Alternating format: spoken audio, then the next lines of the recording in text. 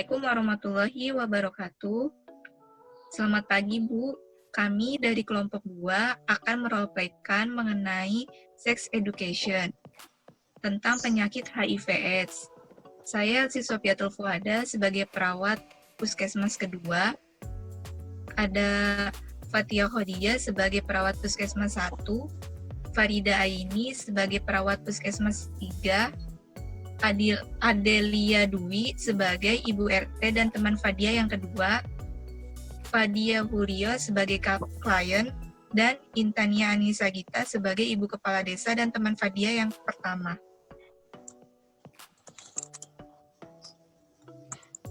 Oke, saya mulai saja.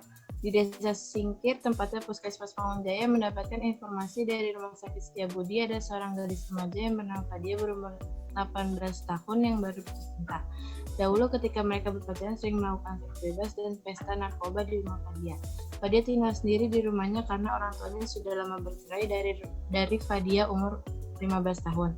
Ayahnya seorang pengusaha yang sangat sibuk sehingga jarang pulang ke rumah.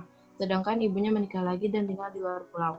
Pada suatu hari, Fadia mengeluhkan flu, pilek, dan diare lebih dari 1 minggu. Karena merasa sudah tidak nyaman dengan kondisi sakitnya, kemudian Fadia berobat ke Rumah Sakit Setiabudi. Karena pihak Puskesmas mendapatkan informasi dari Rumah Sakit Setiabudi, akhirnya Puskesmas Mangunjaya bertindak untuk melakukan advokasi terhadap Desa Singkir.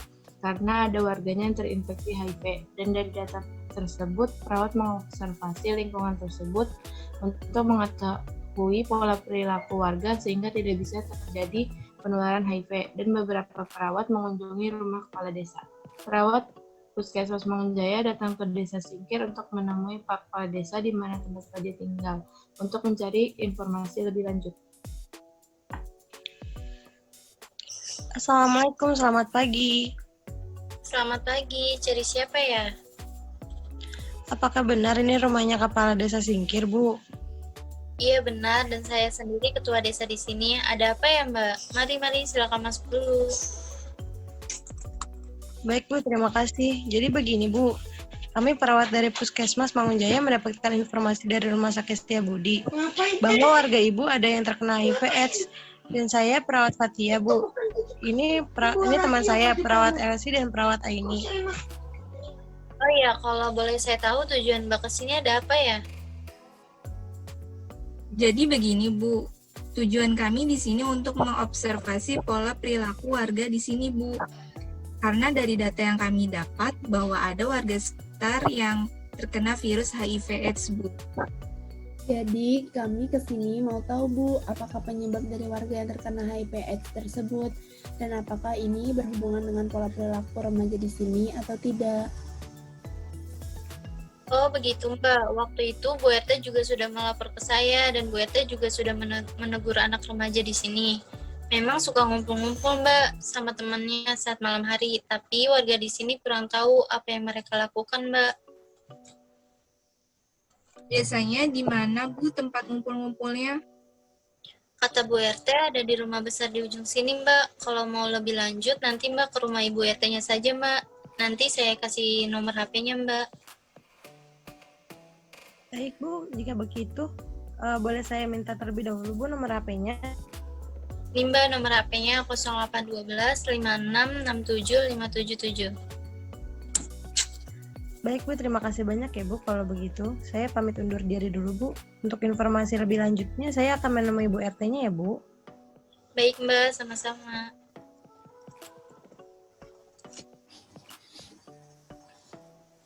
Setelah mendatangi rumah Ibu Kepala Desa, keesokan harinya perawat datang ke rumah Bu RT untuk mencari tahu tentang warga Desa Singkir yang terkena HIV.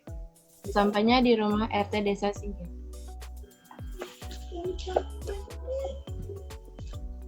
Assalamualaikum, selamat pagi. Maaf dari siapa ya Mbak? Ini benar rumah Pak RT di sini? Iya benar, dan saya sendiri ketua beliau. Ada apa ya Mbak? Mari silakan masuk dulu. Iya baik Bu, terima kasih. Jadi begini Bu, kami perawat dari Puskesmas Mangunjaya. Dan saya ini teman saya, Aini dan Elsie Bu. Oh iya mbak, kalau saya boleh tahu tujuan ini apa ya mbak? Jadi begini Bu, tujuan kami ke sini untuk mengobservasi pola perilaku warga di sini Bu. Karena salah satu warga Ibu ada yang terkena HIV/AIDS. Jadi, kami ke sini ingin tahu, Bu, apakah penyebab dari warga yang terkena HIV/AIDS tersebut dan apakah ini berhubungan dengan pola perilaku remaja di sini atau tidak. Oh begitu mbak, anak remaja di sini mau suka ngumpul-ngumpul mbak sama teman-temannya, apalagi saat malam hari. Tapi saya pengen tahu nih mbak, kalau misalnya kemasukan apa.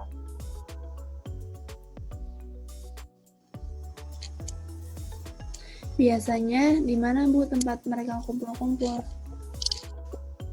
Oh itu ada di rumah besar di ujung jalan sini mbak.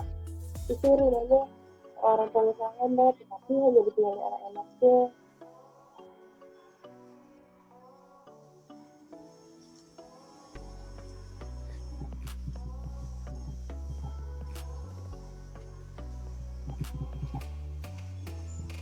Terus teman-temannya sering nginep di rumah tersebut atau pulang, Mbak?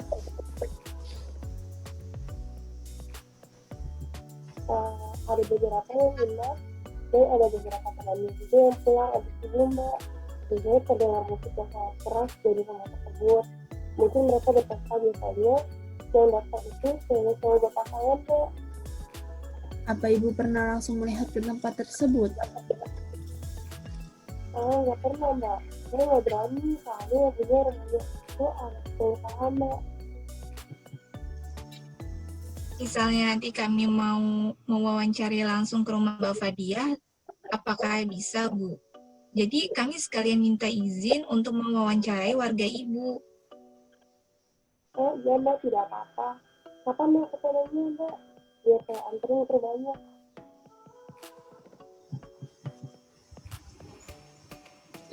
Nanti Bu akan kami kabarin lagi dan saya bisa minta nomor teleponnya, Bu.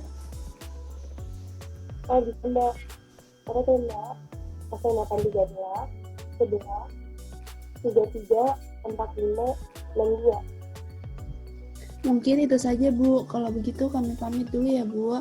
Nanti akan kami kabari lagi, Bu. Dan mungkin nanti teman-teman akan mewawancari kelompok tersebut. Oh iya mbak.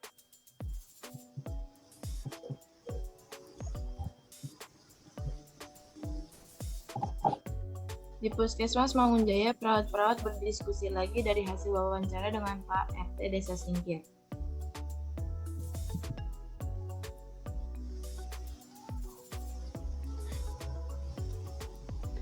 Selamat pagi semuanya. Jadi pagi hari ini kita akan membahas tentang pengkajian yang sudah didapatkan kemarin untuk mengobservasi pola perilaku warga sekitar Kecamatan Mangunjaya.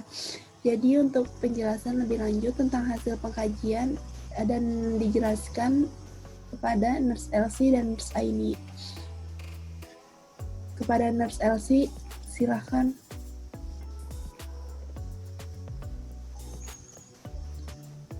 Terima kasih Nurse Adelia. Terima kasih Nurse. Jadi kemarin dari hasil wawancara dari Pak Kades di Desa Singkir didapatkan bahwa di sana ada kelompok remaja yang sering berkumpul di rumah besar dan biasanya sering pulang subuh dan bahkan ada yang menginap, dan kebetulan pemilik rumah tersebut Mbak Fadia yang didiagnosa positif HIV/AIDS.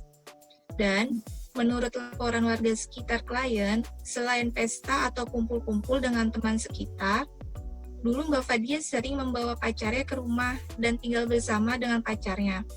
Tapi sudah beberapa minggu pacarnya tidak terlihat di rumahnya. Kira-kira kapan kita lakukan wawancara terhadap klien?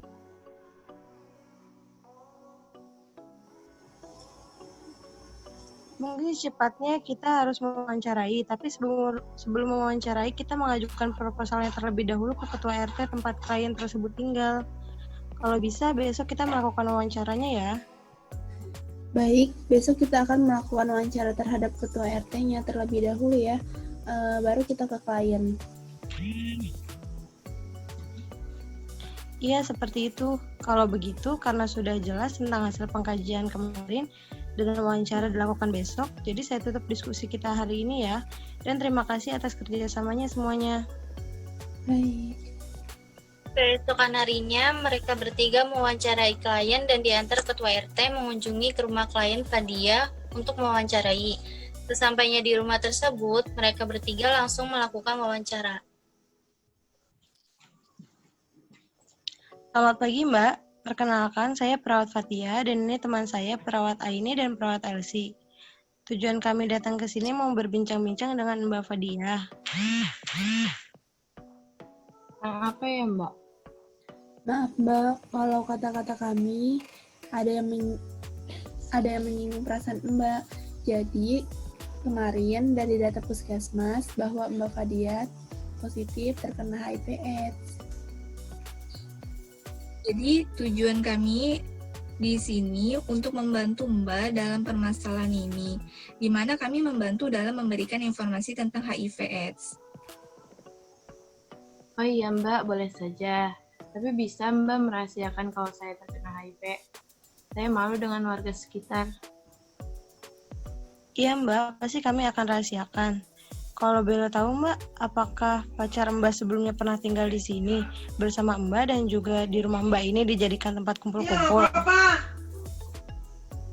Iya Mbak.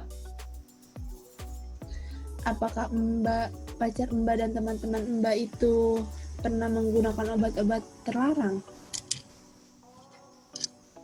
Apa itu ada hubungannya dengan HIV Mbak?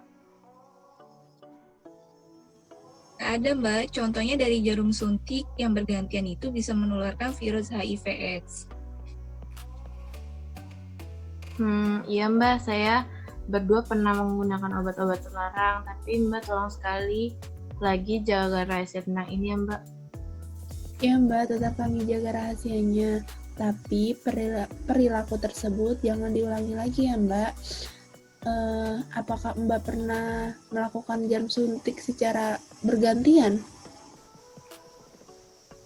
Iya, saya sering bergantian menggunakan jarumnya dengan teman-teman saya dan pacar saya juga. Apakah Mbak tahu mengenai resiko atau bahaya dari perilaku tersebut? Saya tidak tahu Mbak. Apakah Mbak Fadia dengan pacarnya pernah melakukan seks bebas? Iya Mbak, oke Mbak.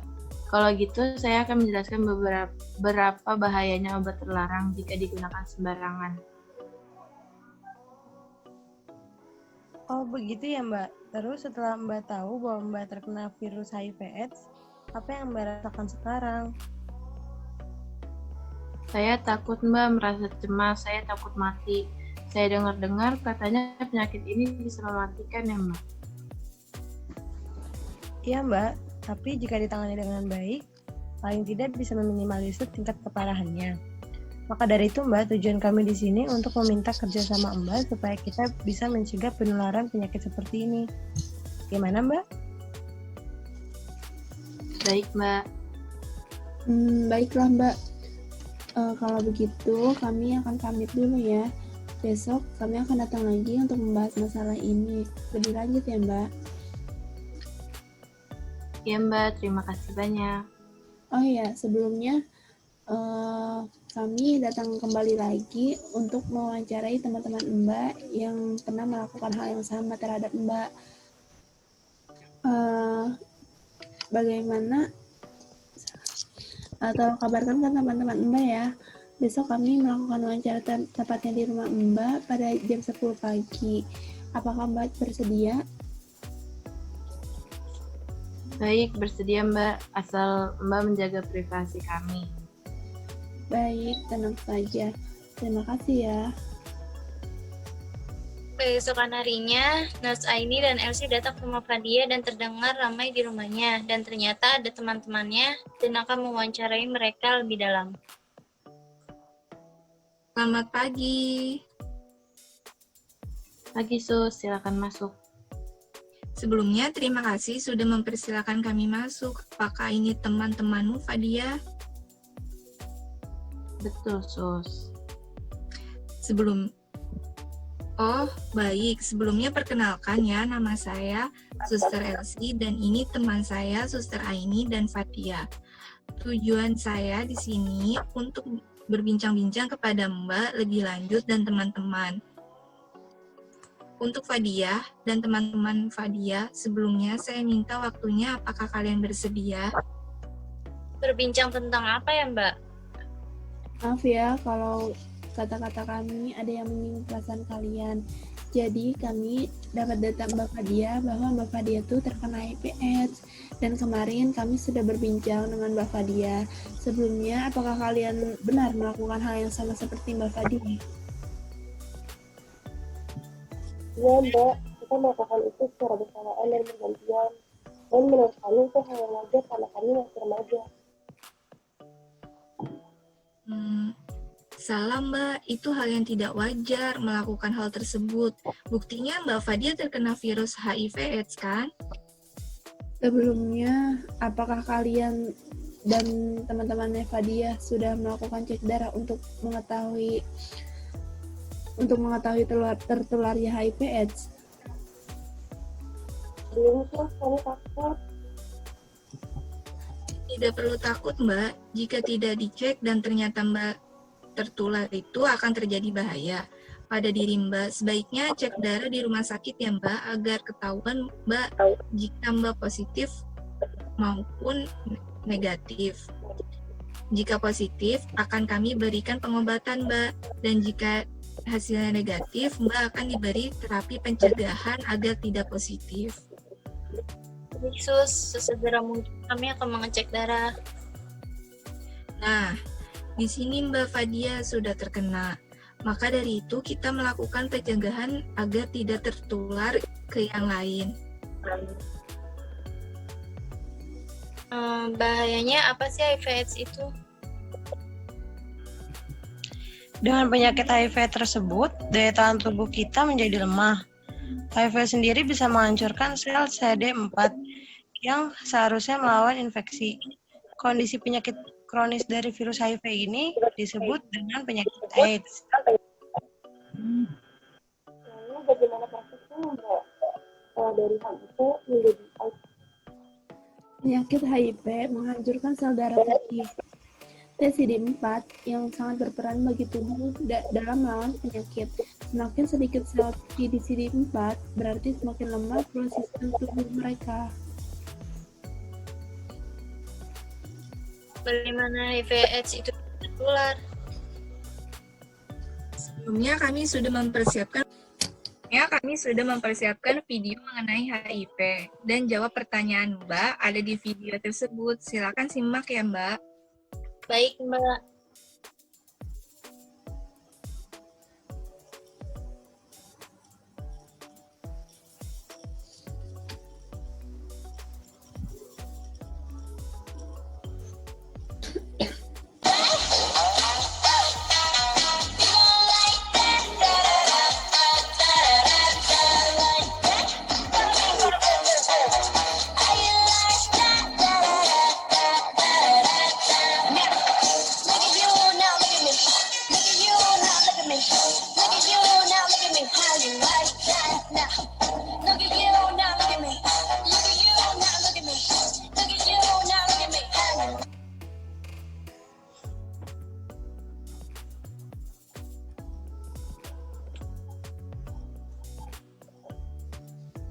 Baik, setelah ditampilkan video, seperti tadi, apakah ada yang ingin ditanyakan terlebih dahulu? Saya Mbak, apakah HIV/AIDS sudah ada obatnya Mbak? Orang yang sudah terinfeksi akan terus memiliki virus HIV seumur hidupnya. Dengan begitu, pengobatan HIV pada orang dengan penyakit HIV/AIDS juga harus dilakukan seumur hidup. Sayangnya, hingga kini belum ada pengobatan yang benar-benar dapat menghilangkan virus HIV tersebut dalam tubuh Mbak.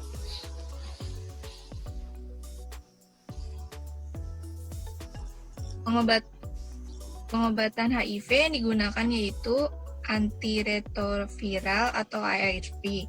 Terdiri dari beberapa jenis. Jadi ARV itu berfungsi untuk menghambat perkembangan virus, meningkatkan kualitas hidup pengidap HIV, serta menurunkan resiko penularan. Apakah sudah paham atau belum semuanya?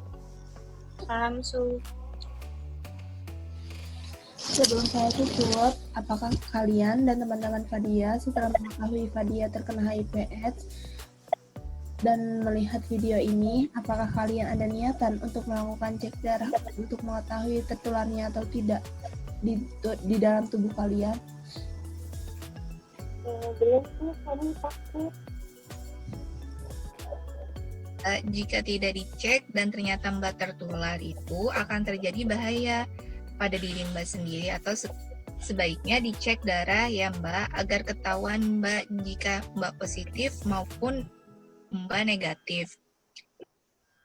Jika negatif, Mbak akan diberikan terapi pencegahan agar tidak positif. Baik, terima kasih, Sus. Saya akan mengeceknya, Sus. Saya juga sih, terima kasih ya Sus, sudah memberikan edukasi kepada kami.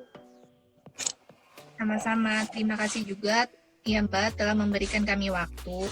Saya dan teman saya pamit dan semangat juga untuk kalian. Terima kasih, Sus.